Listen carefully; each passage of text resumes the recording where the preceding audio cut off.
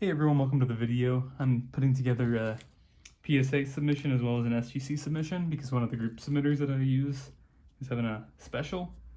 It's for I think $19 a card for PSA and $15 a card for SGC with no minimum orders. So I put together some of the things that I've been wanting to create for a little while. So first up is this, I believe it's 2005 Sue Bird, and it's interesting because it's actually a promo card that was handed out to card shops to promote the set. So you see it's called Promo 3.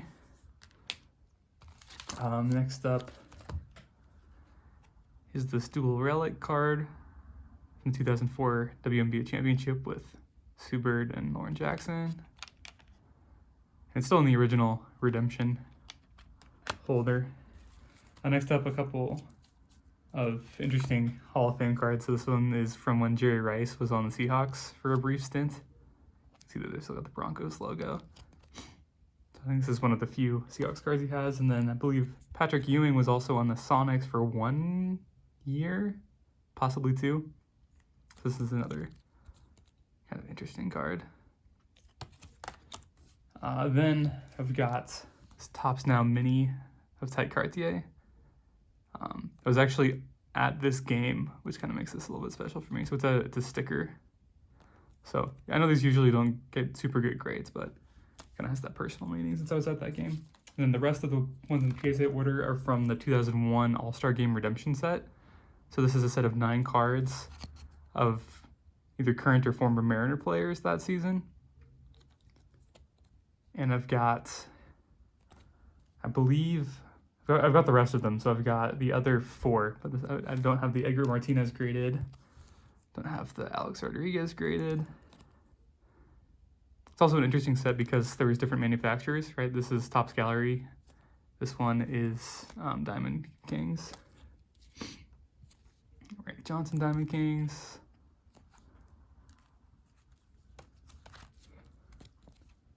Lou Piniella Upper Deck. And then I don't expect super high grades for any of these ones. A couple of the other ones got back 6s just because it's really common for them to have surface damage since they were just handed out. They didn't come in packs or anything. And this one's Tough Stuff, which is a brand that I had never heard of. But Harold Reynolds and Allen Davis. So these are the PSA ones I'm going to submit. And next up are the SGC ones, and these are mostly autograph cards. And then 2 of a set that I'm putting together. So first up, Matty Beniers rookie. This one's serial number 2. I like the SGC slabs because they have wait, is it serial numbered? Yeah, it is. Out of 149. I like it because they put the serial number on the slab itself. And then I also like getting that free auto grade, and I think this could get a 10 auto. Next up, Jeff Green, so this Sonics rookie patch auto. I live in Colorado now, so Nuggets fan. I've been trying to put together a set of all the players that were on that playoff roster. Next up, Carlos Santana. This is the last big card I have from putting together an autograph of everyone that was on that 2022 playoff team. Next up are a bunch of Nuggets autos. So here's a patch auto of Jamal Murray, Vlatko Čančar,